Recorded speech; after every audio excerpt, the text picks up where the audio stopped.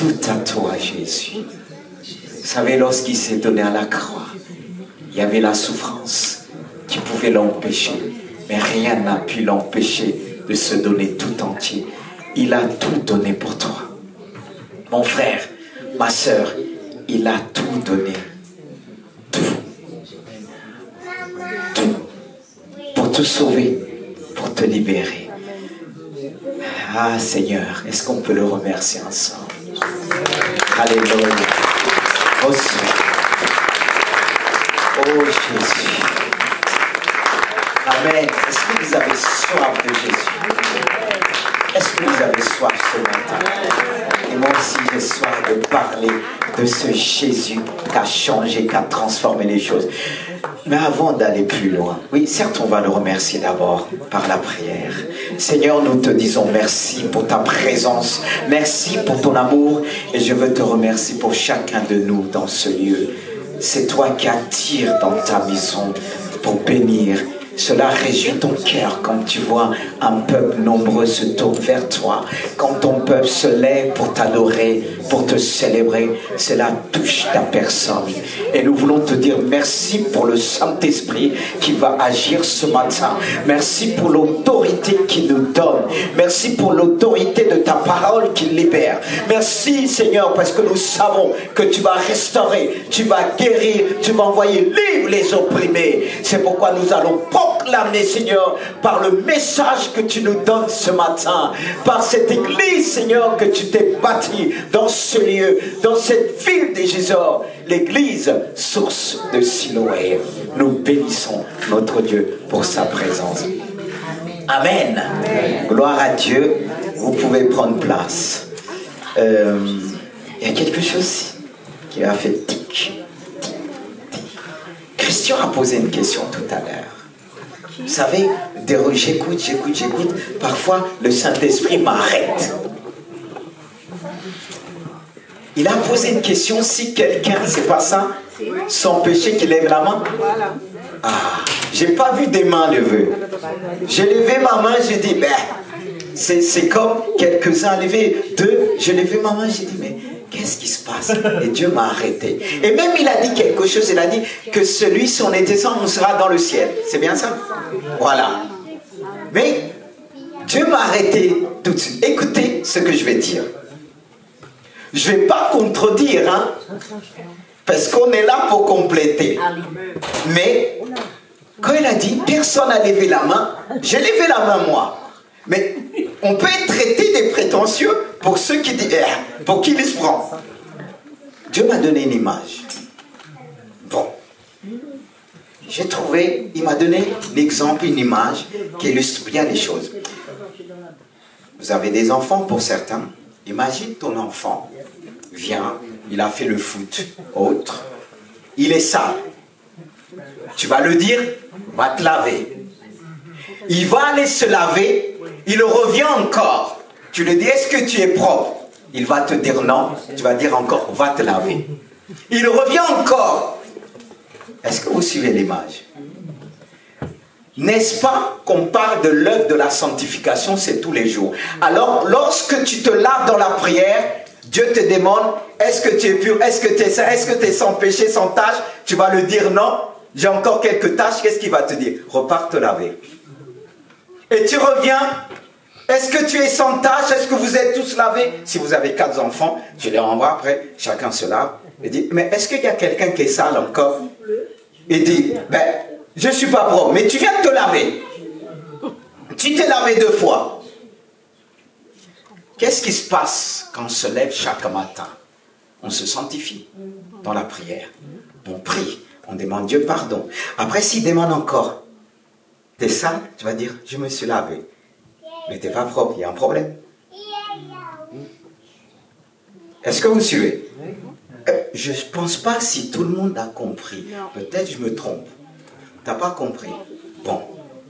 Chaque jour, tu vois, on se brosse les dents et tout ça. Pourquoi? Pour se purifier. Qui dit sainteté dit pur.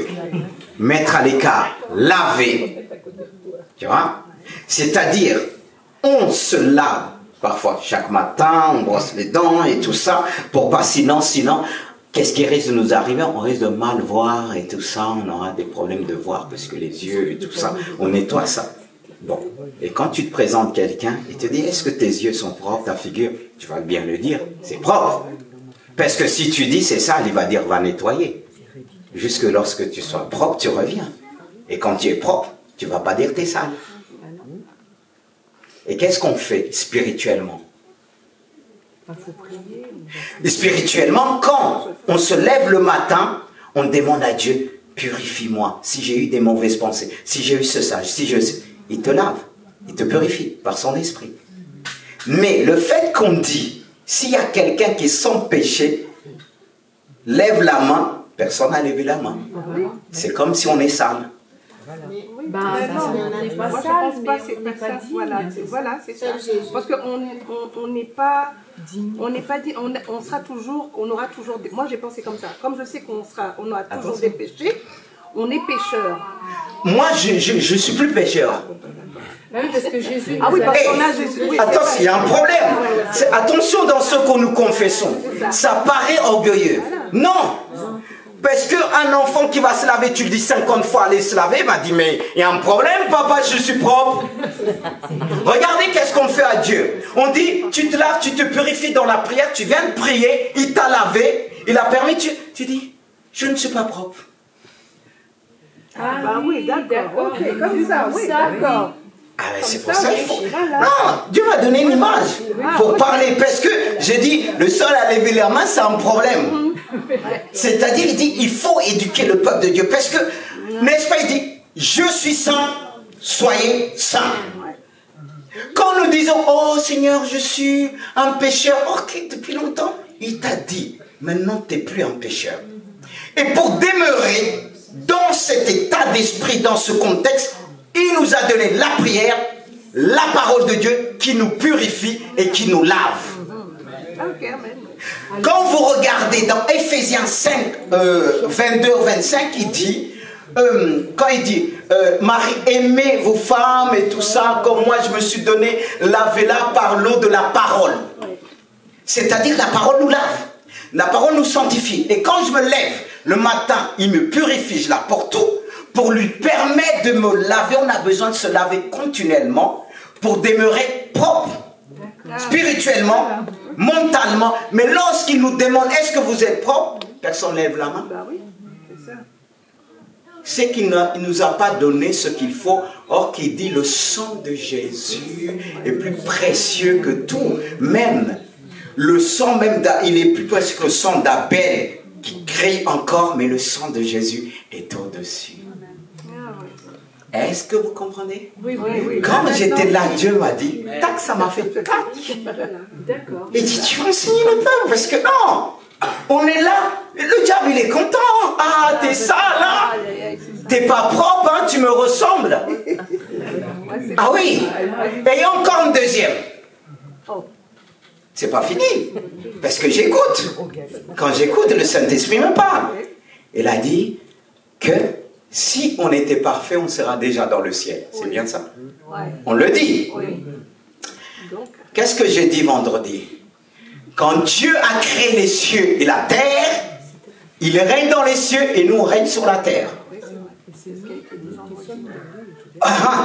Et il est dit que pour le règne de 1000 ans, quand on sera enlevé, on ne va pas rester les 7 ans, on va redescendre pour régner pendant 1000 ans.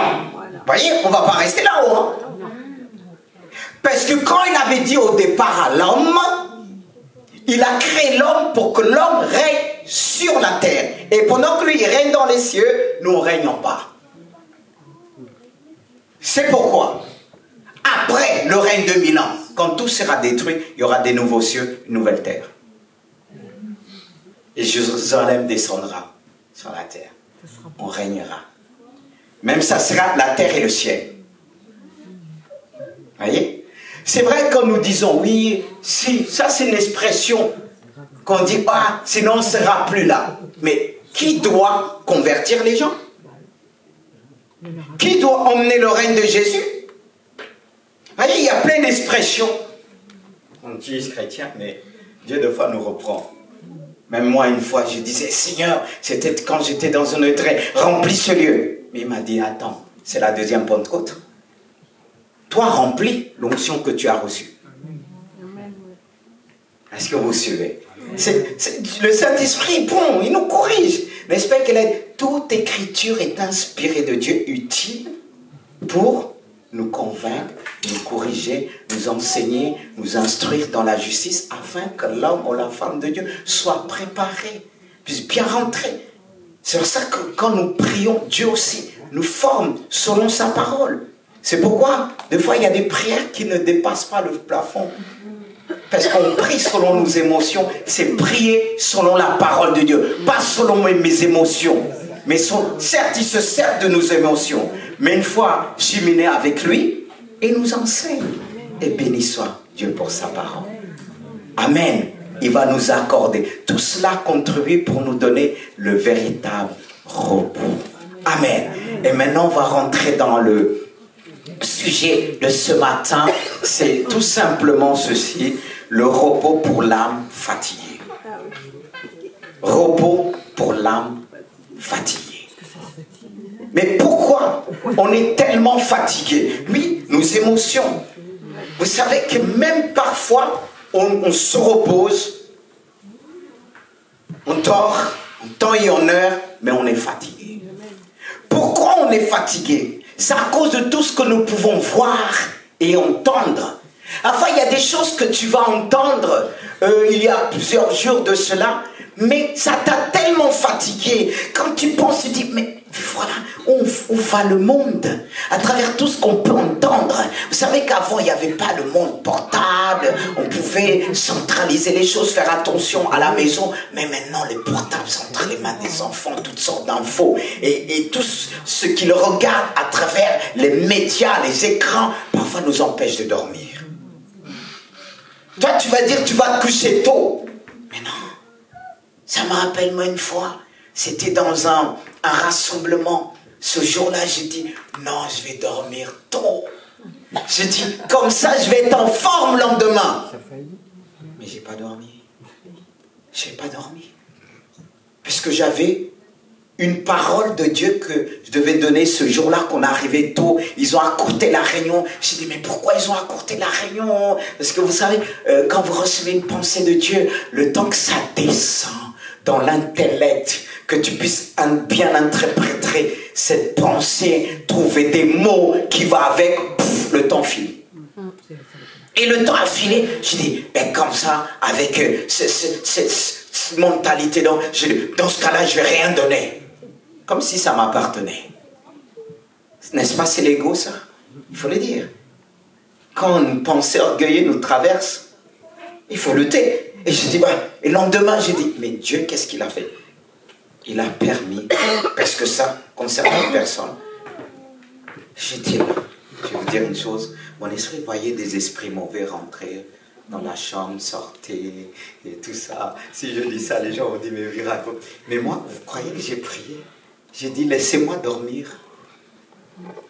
Peut-être quelqu'un va trembler, chasser. Mais j'ai dit, mais moi j'ai envie de dormir, j'ai pas envie de chasser quoi que ce soit. Parce qu'il y a des moments où vous êtes fatigué de chasser. Moi je voulais dormir, parce que j'ai même pas dormi.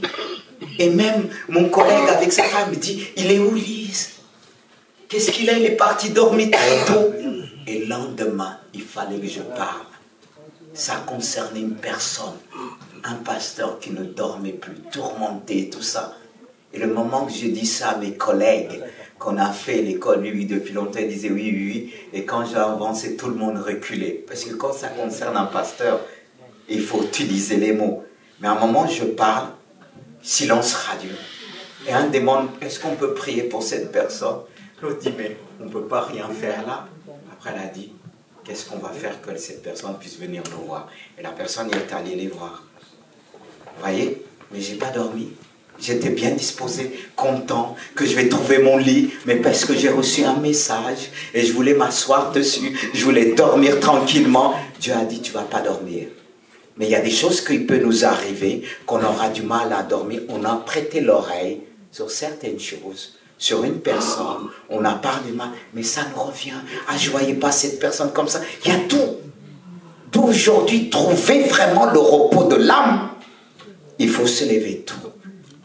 Mais est-ce que ce matin, vous avez le repos? Amen. Amen. Et on va voir celui qui est capable de nous apporter ce repos. Et nous allons voir à travers Matthieu 11, 28 à 30. C'est pour ça qu'il nous invite en disant, venez à moi, vous tous qui êtes fatigués et chargés, et je vous donnerai quoi? Du repos. Prenez mon joug sur vous et recevez mes instructions, car je suis doux et humble de cœur. Wow. Et vous trouverez du repos pour vos âmes, car mon joug est doux et mon fardeau est léger. Qu'est-ce qu'il veut dire par là? Il nous invite en premier en disant, venez à moi, vous tous qui êtes fatigués. On est fatigué de cette vie. On est fatigué, on va travailler. Et pour beaucoup, il reçoit un salaire, mais ça ne suffit pas. Ça devient de plus en plus cher. Qui peut dire qu'il n'est pas fatigué de l'injustice? De tout ce que nous voyons, que nous pouvons entendre, ça fatigue. Et ça devient quoi? Une charge. Ça devient un fardeau lourd. Et parfois, il y a des bien-aimés, quand ils marchent, ils se courbent. C'est pas qu'ils se courbent, qu'ils ont une charge physique, mais la charge, elle est spirituelle. Elle est mentale. Et quand tu marches, parfois tu te trouves même à parler tout seul. Et quand on te dit tu parles tout seul, tu dis mais il y a un problème, non, j'ai jamais parlé tout seul. Il y a certaines qui parlent tout seul, mais quand vous leur disiez vous parlez tout seul, ils vont dire non. Et pour d'autres encore. Ils parlent tellement tout seul et quand ils dorment la nuit, ils continuent à parler. C'est à cause de ces fardeaux. Il y en a qui disent ah, Dieu m'a révélé. Mais il t'a rien révélé. Tellement que tu dors avec ces fardeaux et tu peux que voir tes fardeaux. Voyez le problème aujourd'hui. Jésus pouvait qu'inviter ses contemporains, ses frères, à venir. Venez. Mais l'homme, l'être humain, même quand il a quelque chose, il dit, est-ce que tu veux pour certains, tu veux que je t'aide, il y en a qui t'insultent. Tu veux dire je suis quoi, handicapé? Mais ça c'est l'être humain. Même pour aider quelqu'un, on va vous demander, mais pourquoi tu veux m'aider comme ça? Est-ce que tu ne cherches pas, tu n'as pas un intérêt? Les gens sont tellement chargés dans leurs pensées. Et je parle aux chrétiens. On est tellement chargés. Et le fait qu'on se charge de toutes sortes de fardeaux, si on ne fait pas attention, on peut perdre notre foi. C'est pourquoi la Bible dit, puisque vous êtes environnés d'un si grand nuée de témoins, rejetez tout fardeau et le péché qui vous enveloppe si facilement. Si facilement, il y a tellement de problèmes dans ce monde. Toutes sortes de difficultés. Personne ne peut me dire qu'il n'a jamais connu un fardeau. C'est pourquoi Jésus nous invite à se décharger de nos fardeaux bien-aimés. On est souvent accablé par toutes sortes de fatigues, des charges lourdes. Essayez de porter une charge de kilos d'un coup, 50, 60 kilos. On va dire c'est lourd. Oh, je ne peux pas. Mais pourtant, tu peux porter des charges dans ta tête, dans tes pensées. Quand Dieu te dit des charges, tu vas toujours les prendre. C'est ça le problème. Déchargez-vous, qui nous dit, de tous vos soucis. Les soucis, là, ça tue, hein? Ça rend vieux. Et il y a des personnes, on dit, les cheveux blancs, c'est la sagesse, mais pas de nos jours. Les cheveux blancs de beaucoup, c'est les soucis. C'est ça, et les rides qui accompagnent aussi. Et il y en a qui vont dire, c'est normal. Dieu t'avait créé dans tout ce que tu devais avoir pour que tu restes bien frais. Mais il y a certains, ça ne veut pas dire qu'ils boivent l'alcool, ça ne veut pas dire qu'ils fument. Ils boivent les soucis. Et vous les soucis. Il y a tellement ça, ils ont du mal à marcher. Quand on voit certains, ils ont 20 ans. Et les 100 ans, on va dire, ils sont jeunes, et les 20 ans, ils sont déjà courbés. Pourquoi ils sont courbés? Parce qu'en force de portée, tu te dis, tu es là, et quand tu marches, après tu finis par mettre tes mains comme ça. Et tu veux te marier, qui va te marier? Franchement, quand on voit les jeunes, ceux qu'ils ont connus aujourd'hui, et par rapport à ceux qu'ils ont connus, ils pensent qu'ils connaissent la vie. C'est ça le problème. Ça, cela est devenu une charge pour eux.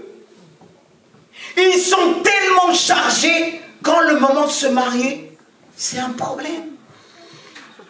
Parce que la vie, ils sont fatigués. Tu es déjà fatigué de la vie et le mariage, c'est une autre étape. Si tu es fatigué, comment tu vas porter l'autre, franchement? Il y en a qui veulent avoir des copains et des copines. Et déjà, tu as du mal à porter tes fardeaux, tu vas porter les fardeaux de l'autre. C'est pourquoi beaucoup de jeunes explosent aujourd'hui. Décharge-toi d'abord de tout souci devant ce Dieu. Parce que tu as tes fardeaux, tu vas dire l'autre, tiens.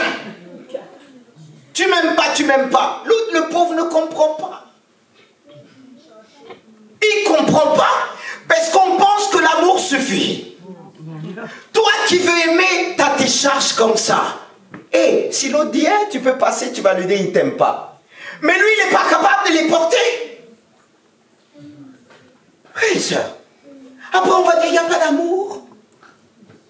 C'est vrai que Dieu dit, portez les fardeaux des uns les autres. Mais moi, si je viens avec ton fardeau, je dis, ramène, je vais le déposer avec Jésus, sur Jésus. Je ne vais pas le garder. Si je le garde, j'ai explosé. Regarde quand on est pasteur, toutes sortes de fardeaux, toutes sortes de problèmes. Mais si moi je portais ça, je serais triste tous les jours.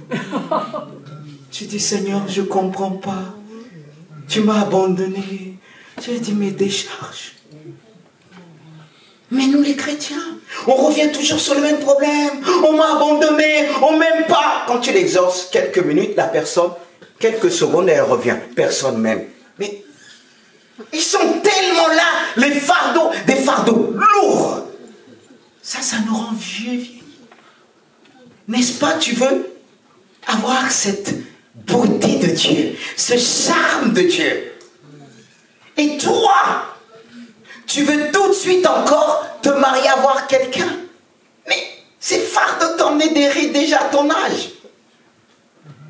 À ton âge, tu as des soucis que même un enfant n'a pas. C'est ça le monde. C'est pour ça, jeune homme, jeune fille, il ne faut pas se précipiter. La beauté ne suffit pas. La beauté, pour moi, se dit en 3 dimensions. La beauté physique de l'âme et de l'esprit. Parce que si la personne a la beauté physique, ça va pour un temps. Oui, ça dure pas exactement. Mais si, dans son âme, elle porte, c'est pour ça qu'aujourd'hui, il y en a, quand ils ont des enfants, ils abandonnent les enfants. Parce que ça aussi, c'est un fardeau, il faut savoir le gérer. Parce que quand l'enfant va crier tous les temps, tous les jours, et toi, tu as envie de crier à cause de tes fardeaux, qu'est-ce que tu vas faire? C'est à cause de ça, il y a beaucoup de problèmes aujourd'hui. Il y en a, quand tu vas trouver l'un, tu vas le confier, quand tu vas dire, à peine tu parles à la personne, au lieu de t'écouter, elle va te parler de ses fardeaux. Ça vous est jamais arrivé de dire, mais je croyais que c'était un ami, je voulais lui parler, à peine je le parle, elle me parle de ses problèmes. On n'écoute plus l'un ni l'autre à cause de nos fardeaux, à cause de nos soucis. Mais moi, si je les dépose en Jésus-Christ, il va me donner la force d'écouter et de prendre et dire, Jésus, tu avais dit qu'on va cheminer ensemble, tiens. Tu m'as dit de décharger, tiens, rends-moi libre, comme ça je prends, j'emmène, la personne se décharge sur moi, et moi je te donne et tu crucifies ça à la croix. C'est ça. Mais toi, en plus il y a des personnes qui aiment porter les fardeaux des autres. Quand tu leur dis décharge, un jour ils explosent. C'est une gloire pour certains. Moi je ne porte pas. Hein. J'ai Jésus qui porte pour moi. Et Jésus les met à la croix. Allez, vous qui croyez que vous êtes fort, Il y en a qui disent, ah, fort. Surtout, il y a même des gens de filles là, des femmes, qui sont, ils te donnent envie. Quand ils t'écoutent, tu leur donnes. Et tu vas dire qu'ils sont forts. Mais ils ne déchargent pas. Il faut décharger. Parce que sinon on explose. Le problème de ce monde-là, il est tellement lourd. Le péché est lourd. Personne n'a pu porter le péché. Personne. Seul Jésus. Seul Jésus. C'est pourquoi il a dit, Père, pourquoi m'as-tu abandonné? C'était tellement lourd. Les fardeaux, c'était tellement pesant. C'était tellement difficile que bien avant à Gethsémane, il a dit, si tu pouvais éloigner cette coupe. C'est pourquoi Dieu t'invite. Viens à moi. Tu vas dire, mais comment je peux venir? Comment je peux me décharger? C'est là le problème. Il te dit, décharge-toi. Et toi, tu dis, comment je peux le faire? Tout simplement, on va parler à travers avec un autre verset. Excusez-moi, je ne veux pas perdre mes notes. Je reviens vers vous quelques secondes. Voilà. Quand il dit, venez à moi, vous qui êtes fatigués, mais comment on peut venir vers lui? Je vais répondre à travers ce passage. Dans Isaïe 55, il dit, vous tous qui avez soif, venez aux eaux, même celui qui n'a pas d'argent, venez acheter et manger, venez acheter du vin et du lait sans argent, sans rien payer. Ouais, mais comment acheter sans rien payer, sans argent? Or, qui nous dit, venez acheter. Quelque part, ça nous mène à comprendre que rien n'est gratuit. Mais en même temps, il dit, je peux acheter sans argent. Alors, avec quoi je peux acheter? Parce qu'il me dit d'acheter. Mais en même temps, parce qu'on vit dans un monde, c'est vrai, on est conscient que rien n'est gratuit. Et quand tu fais quelqu'un une faveur, tout de suite, soit il se sent redevable, ou bien il revient aussitôt pour rembourser. Ce qui nous montre que rien n'est gratuit. Mais il n'y a que Dieu qui peut parler comme ça. C'est pourquoi on peut s'interroger comment acheter sans rien payer et sans argent. Dieu a déposé en nous des richesses que nous ignorons. Tu peux acheter. Certes, on pourra dire que rien n'est gratuit. Celui qui a payé le plus grand prix, c'est Jésus. On peut voir ça de cet angle-là, sur cet angle-là. Mais quand il nous dit, venez acheter ce que Dieu te demande ce matin, ton cœur. Le cœur est plus précieux que l'or et l'argent. Dieu nous a donné un cœur pour aimer. Dieu nous a donné un cœur pour faire du bien. Il y a des choses que nous pouvons faire sans argent. Oui, notre temps, notre présence. Et Dieu te dit, achète avec ton temps. Le temps que tu as, qui est ta priorité dans ta vie. Est-ce que je suis la priorité? Alors ce que je te demande, tu peux que acheter avec l'argent que je te donne. C'est-à-dire avec ma vie. Ce que j'ai changé en toi. Me donner ton temps. Ta présence. Parce que nous ne pouvons pas acheter le salut. Personne ne peut acheter le salut. Quand Dieu te demande, tu dis, mais qu'est-ce que je peux te donner? J'ai rien. Je ne suis pas riche. Mais il t'a donné un cœur qui est plus précieux que l'or et l'argent. Justement, il te dit, viens, venez à moi, venez acheter avec votre cœur. Tu dis, tu n'as pas l'argent. Tu dis, tu n'as pas ceci matériellement, mais tu as un cœur. Ce cœur peut changer de vie. La bonté peut changer de vie. La patience peut changer de vie. La fidélité peut changer de vie. Car les hommes sont en quête aujourd'hui de la vérité, de l'amour de Dieu. Mais l'amour que Dieu t'a donné, approche avec cet amour. Dis Dieu, je n'ai rien de précieux, mais ce que j'ai, je te le donne. C'est ce que Pierre et Jean ont dit à cet homme qui s'attendait de recevoir l'argent, de l'or. Ils l'ont dit, regardez-nous, nous avons ni or ni argent, mais ce que nous avons, nous te le donnons. Un cœur purifié, Amen. Lavé par le sang de Jésus. Ce que Dieu m'a donné est plus précieux que l'or et l'argent, est plus précieux de tout ce que les hommes de ce monde, les riches de ce monde peuvent posséder. Il peut acheter des choses, mais il ne peut pas acheter une âme. Mais un cœur transformé, un cœur changé, un cœur lavé, un cœur qui s'est dépouillé de tout souci, est capable de ranimer une personne, le redonner la vie de Christ. Voilà ce qui nous a donné sa vie. C'est vrai qu'avec un temps, au début, j'ai eu du mal à comprendre ce passage. Et Dieu m'a fait comprendre. Oui, tu peux acheter quelqu'un, racheter quelqu'un que tout le monde a rejeté, que personne ne peut acheter, que personne ne peut accueillir. Mais toi, tu peux. Le cœur, c'est quelque chose. On peut tout avoir et ne pas avoir un cœur purifié, un cœur lavé. Alors ce que tu as ne sert à rien. Voilà. Est-ce que vous prenez un billet de 500 € entre les mains de quelqu'un qui est béni, cet argent sera béni. Mais 500 € avec un drogué devient l'argent de la drogue. Oui.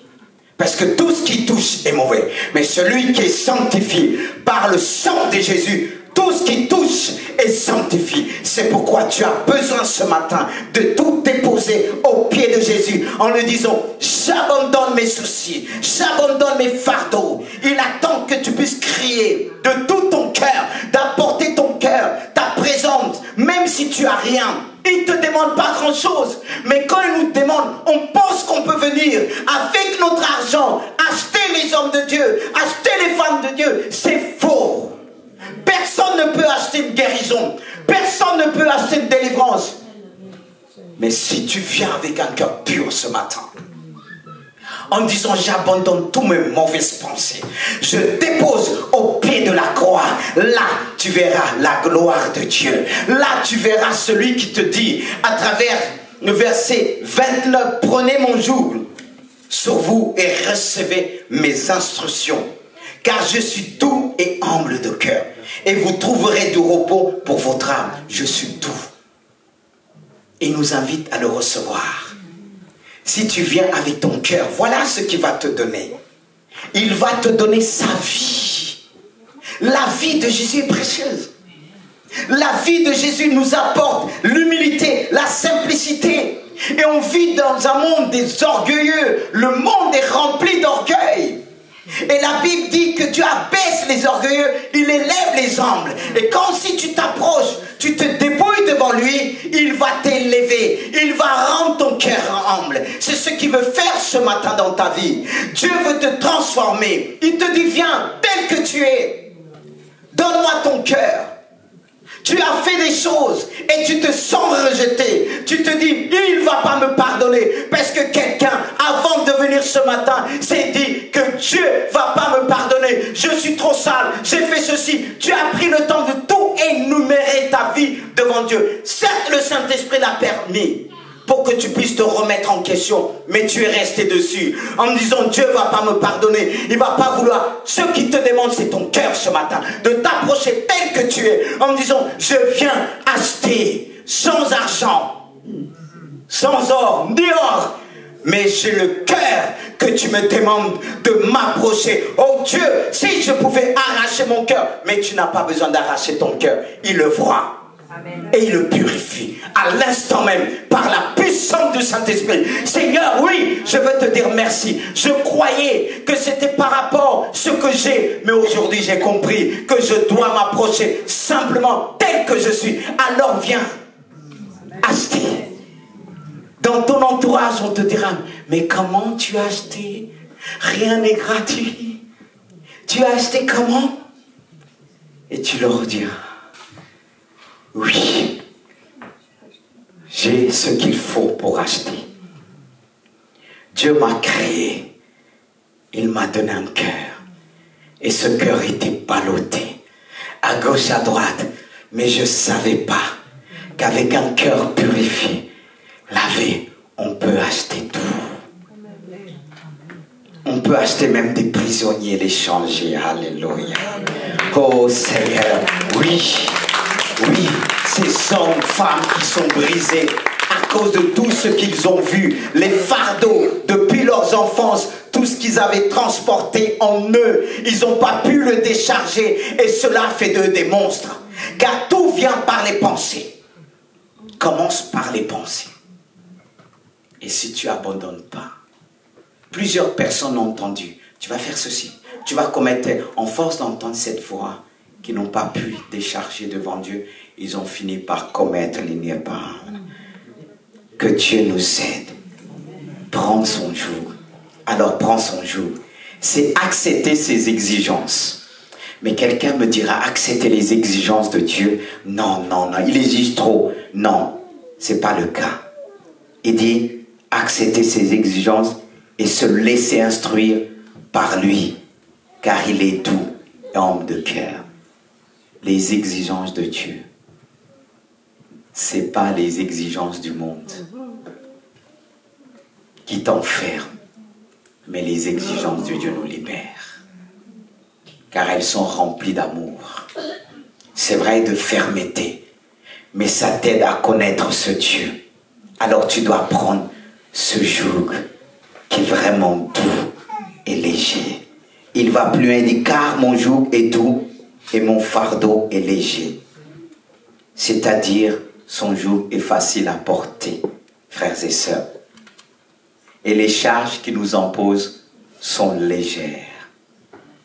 Mais ce qui te demande encore et encore, d'avoir faim et soif de la justice de Dieu et de la puissance de son royaume, qui constitue pour nous des conditions indispensables pour recevoir la plénitude de son esprit, pour le repos de notre esprit, de notre âme et de notre corps.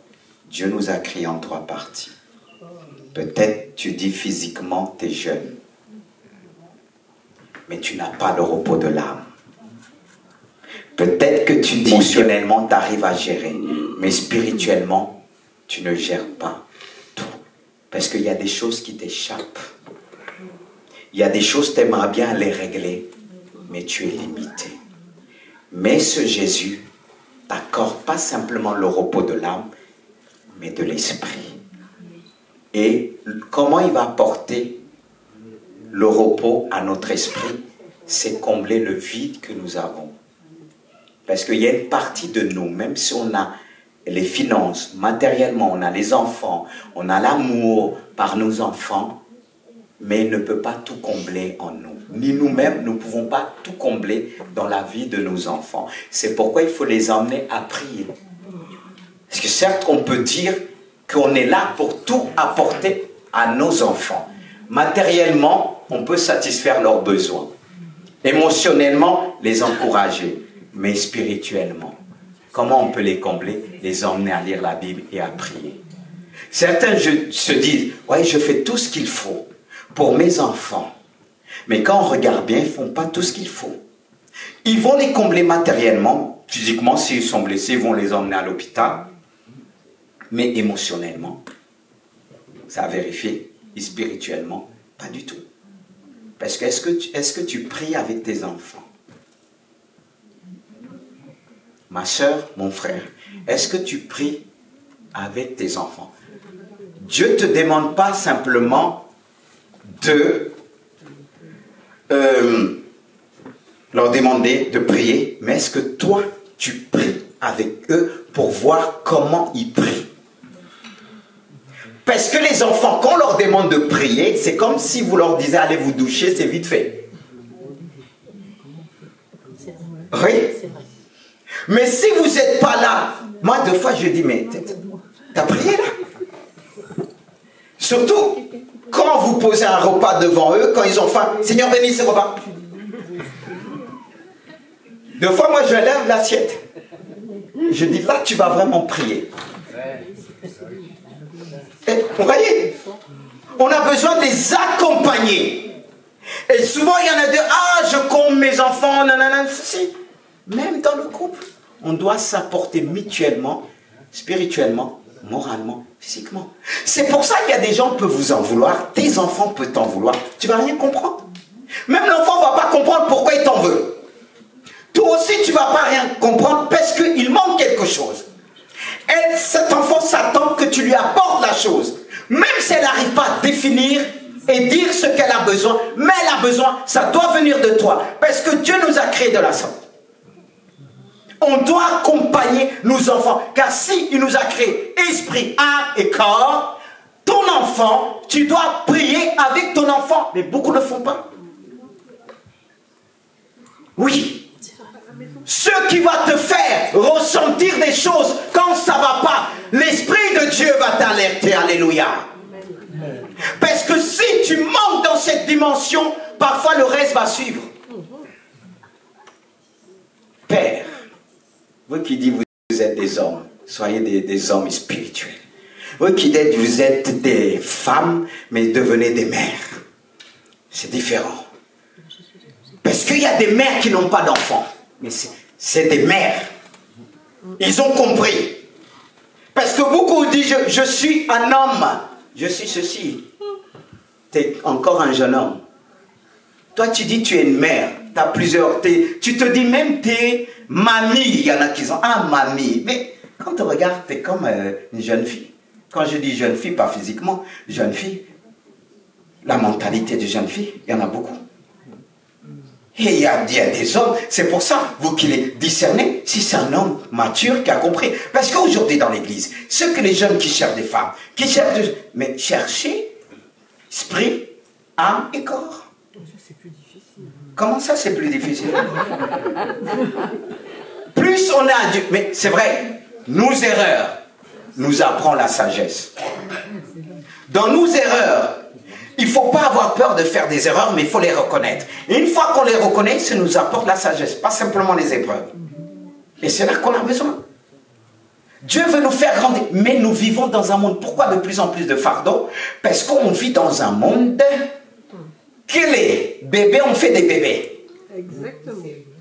Et plus les bébés ont fait des bébés, et on ne sait pas qui est la jeune, qui est l'enfant et tout ça. Il y a les fardeaux, plus que des fardeaux lourds. On voit toute la société est malade. C'est là le problème. Et tu vois les hommes qui sont encore des jeunes hommes, ils se croient hommes. Parce qu'ils disent, ah non, moi, mon enfant, je lui ai donné ça, mais tu me prends la tête. Surtout, quand les gens sont... Tu prends la tête, je t'ai donné ceci, je t'ai donné l'argent. Mais est-ce que tu lui as donné l'esprit? Qu'est-ce qui est plus important? C'est là la faille de beaucoup.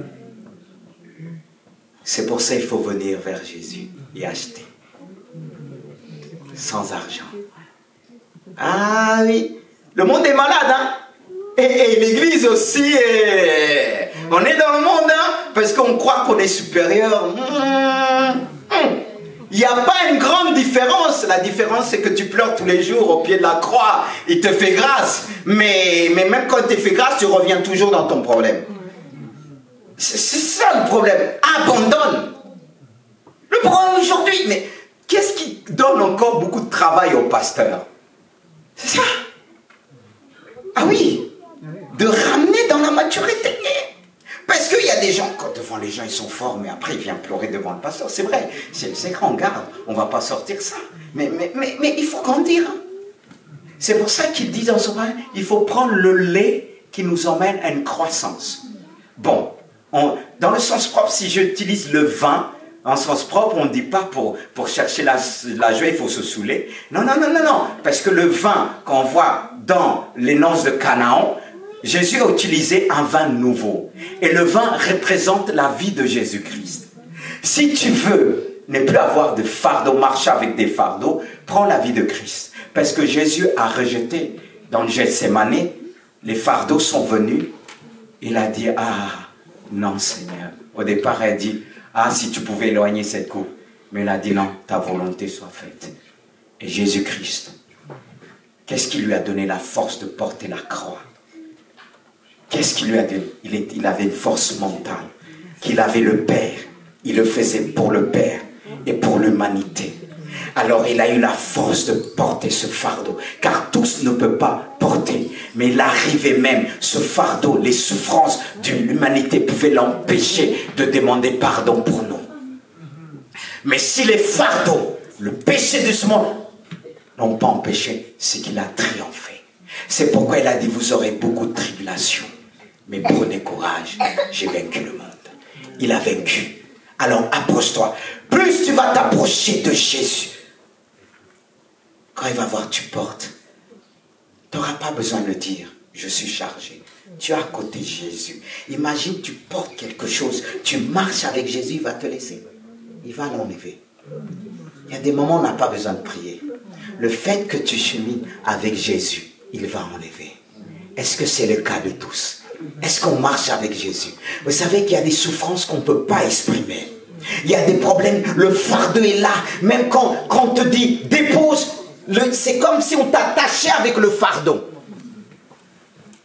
Est-ce que vous suivez? Si tu es tellement collé à ce fardeau depuis ta naissance, comme ceux qui ont du mal avec l'alcool, un vice, c'est devenu leur vie. Et si vous leur dites abandonner, c'est pas comme ça, ils font une délivrance. Parce que c'est comme si on l'a attaché. Est-ce que vous comprenez? Il y a des fardeaux, vite fait, on peut le déposer. À peine ça commence, tu déposes. Mais il y a des personnes, ils ont porté le fardeau depuis le ventre de leur mère. Il y a des personnes, par exemple, que les mamans ont fumé du tout et du rien, du tout et n'importe quoi. L'enfant. Il y en a qui pensent qu'ils ont commencé à fumer, à boire de l'alcool, l'eau, quand ils sont à 10 ans. Mais tu le prenais devant le ventre, dans le ventre de ta mère. Quand elle se saoulait, te saoulait aussi. La pauvre. Mais c'est ça. Ben oui. Moi, comment j'ai aimé le piment? J'ai pas aimé le piment. Après, c'est que ma mère, dans le ventre, elle prenait du piment fort. Moi, après, je le croquais. Vous voyez? On va dire, mais il est né avec le piment. Non, j'étais conçu avec le piment. Mais c'est ça le problème. Il y en a qui sont conçus avec l'alcool à l'intérieur. Ils étaient saouls, après ça tournait dans le ventre. La femme dit j'ai mal. Mais tu l'as saoulé. Il y en a qui disent hey. Parfois c'est quand on dit hey, c'est qu'on réalise oh papa, qu'est-ce que j'ai fait avant? Hey, alléluia, Dieu est bon. Il parle, hein? Alléluia. C'est vrai qu'il donne des images comme ça. Il y en a qui disent hey, j'ai saoulé mon enfant. Parce que c'est tellement, tu vois, les gens ils ont le ventre comme ça. Une fois j'ai dit dans mon bâtiment, mon fils m'a repris. J'ai dit mais l'autre là, mais j'ai dit mais c'est normal. Mon fils dit mais t'es dur, ça se dit pas. Mais c'était plus fort que moi. Elle avait une petite, j'ai dit mais c'est normal. Regarde comment tu fumes. Elle devait pas m'aimer, mais elle a appris à m'aimer en disant je suis comme ça. Comme on dit, c'est apprendre à laisser, mais c'est dans le bon sens. Quand je dis apprendre à laisser, mais elle ne pouvait pas laisser parce que c'est la vérité. Que le Seigneur sera béni. Mais c'est ça, quand vous voyez quelqu'un, des gens, personne, ils sont enceintes. Ils boivent, ils fument. C'est pourquoi quand les enfants sont nés déformés avec des maladies. Non seulement ils ont été saoulés, physiquement, ça prend un coup. C'est ça. Et après, vous allez demander ces enfants de déchargez-vous de tous vos soucis. Ça, c'est dur, il faut un miracle. Il faut un miracle. Je dis ça parce que Dieu va te délivrer. Parce que nous disons, Seigneur, je ne peux rien faire, c'est fini. Parce que parfois on veut te secouer et dire, mais je ne comprends pas. Elle n'arrive pas à laisser. Mais elle a connu ça bien avant. C'est là le problème. Parce que nous, on commence à compter la naissance quand on voit l'enfant. Devant Dieu, il existait déjà. Qu'est-ce que Dieu a dit à Jérémie? Avant que tu sois dans le ventre de ta mère, je te connaissais déjà. Et Dieu avait préparé un environnement. C'est là où on est une maison. Quand l'enfant est à l'intérieur, il est dans une maison. Et on doit entretenir cette maison. N'est-ce pas, t'aimes l'enfant là?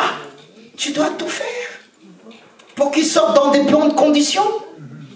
Mais si on te montrait comment tu l'étouffes, après les gens ne comprennent pas, ils accouchent, l'enfant meurt. Le péché là, c'est une affaire. Hein? Ça agit tellement dans des vies, ça détruit, on ne se rend même pas compte. On dit oui, qu'est-ce que le médecin fait? Le médecin, mon enfant était en bonne santé, quoi, tu l'as contaminé depuis bien avant. Oh, on a besoin de prier. Hein? Quand on vient à Dieu, on doit être délivré et délivrer les autres. Regardez même, dans l'école, dans les lycées, quand on te dit des choses, on te dit cet enfant à 11 ans, il fait ceci, il fait cela. Il a commencé bien avant dans le ventre. C'est pour ça que j'ai compris des choses avec Dieu. Quand on m'emmenait des gens pour délivrer l'enfant, parfois, je passais dans la mer. Parce qu'il y avait des cas, comme disait, un tel est tombé au mot, mais quand Dieu m'a révélé, la mère avait ouvert une porte. Mais elle ne te dira pas. Voilà. C'est pour ça qu'il y a des choses que nous ignorons, ce que les parents font. Il y a les gènes. Quand ils ont ouvert des portes, il y a les gènes. Moi-même, ma grande sœur, elle ne fumait pas. Mais son mari fumait. Dès que son mari n'était plus là, elle était mort. C'est là qu'elle a pris la cigarette. C'est qu'elle fumait avec lui. Quand il faisait fou. Chérie, je t'aime fou. Tu prends la fumée. Ça, c'est l'amour. Moi, dans mon travail, ceux qui faisaient comme ça, tout ça, je les envoyais, j'ai dit, je suis là, tu ne vas pas fumer. Non. Dès que je venais, ils arrêtaient. Parce que s'ils arrêtaient, ma bouche là, va dans leur conscience. Boum, boum, boum, boum, boum, boum, boum. Et les gens, ils n'aiment pas ça. Mais si toi, tu te plais, tu dis rien, ils vont faire. Ils vont faire.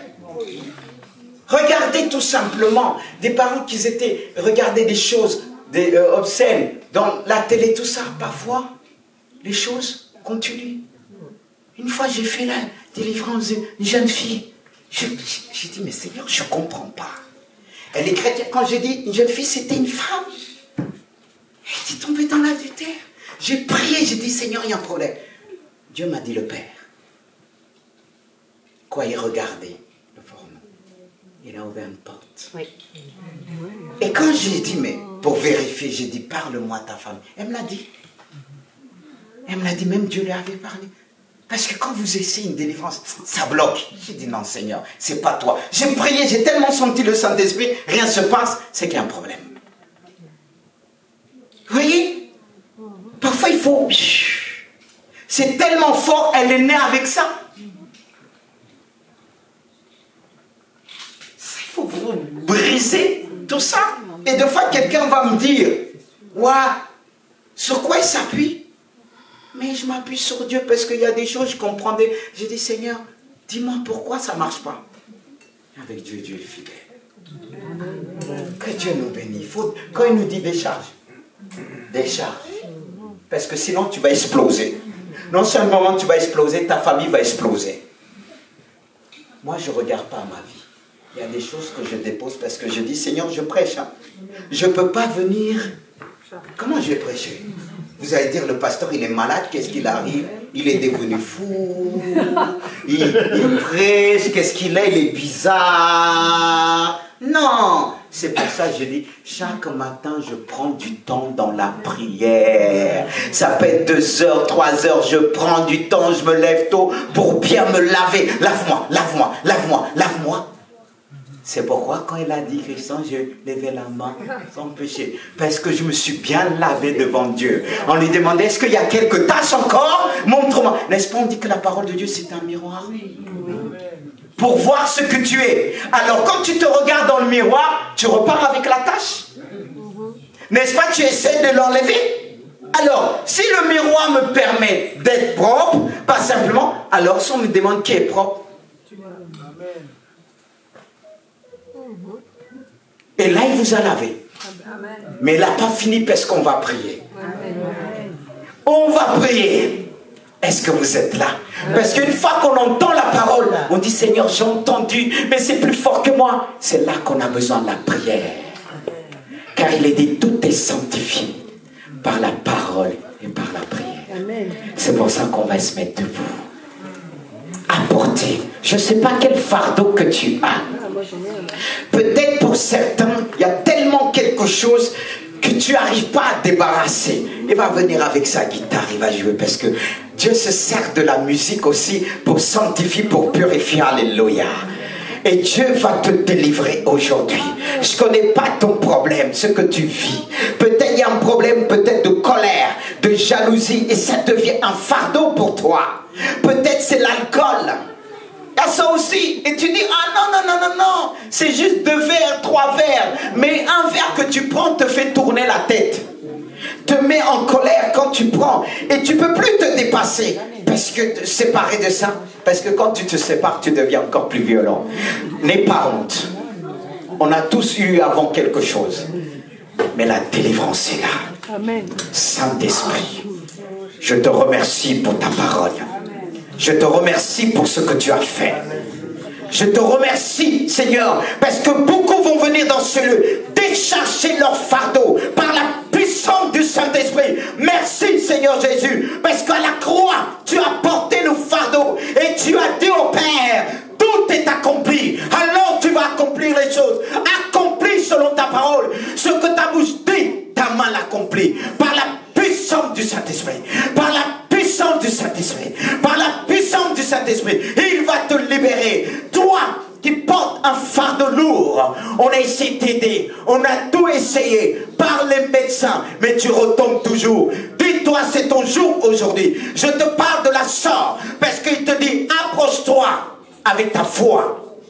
Approche-toi avec ta foi. Car pour obtenir, il nous faut la foi. Une foi sanctifiée. Une foi purifiée. Tu as été purifié par la parole de Dieu. Que la puissance du Saint-Esprit agit. Amen. Alors approche-toi. Il va jouer. La mélodie va t'aider. Saint-Esprit, approche-toi. Tu veux t'approcher, c'est comme quelque chose te retient. Approche-toi.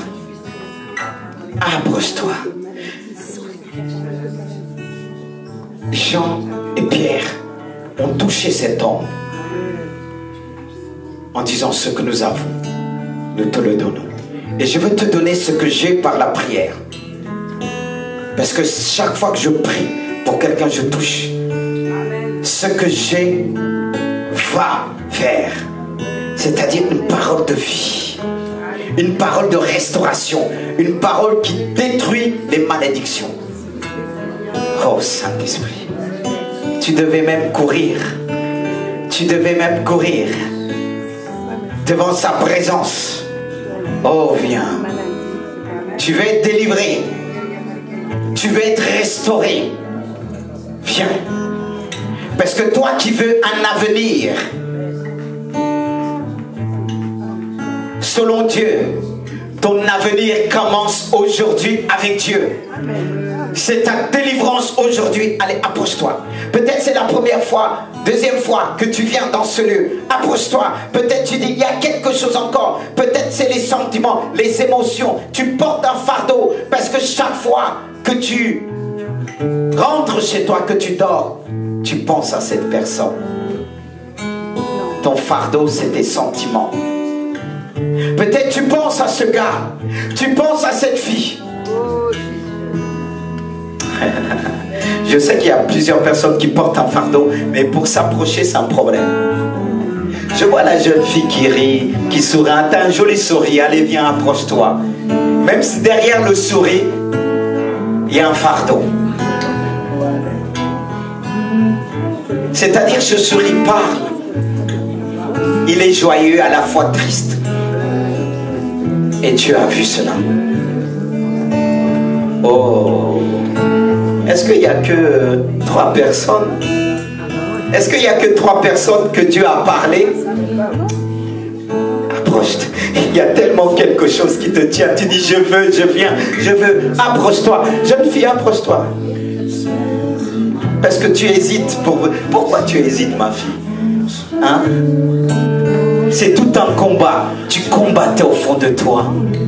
Dieu a vu. Et il va agir. Oh Saint-Esprit, chantons pour la gloire. Saint-Esprit. Est-ce qu'on peut se mettre tous debout?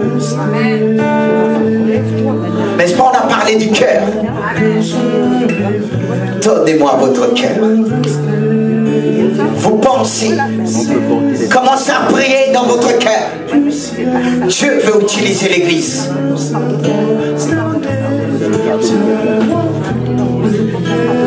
Saint-Esprit.